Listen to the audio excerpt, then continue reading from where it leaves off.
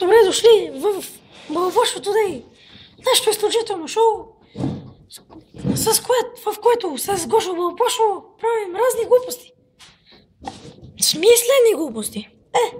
В края на шоуто ще видите как един разярен човек, който му няма белото, си решава проблемите.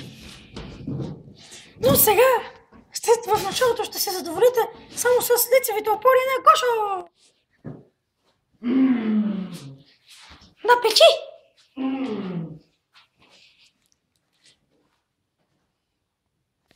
Сега ще видите какво Гошо Балбошо прави в свободното си време с неговия най-добър приятел Балони.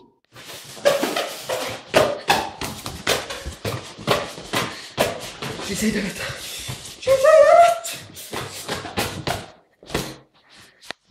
Балони май е малко повече от приятел. Но сега ще видите нещо малко по-интересно. Време е за Гошо Кифото в Фейсбук.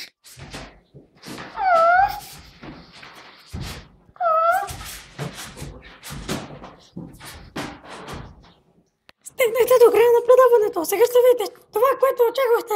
Разярения човек, на когото му няма белото. Белото ли?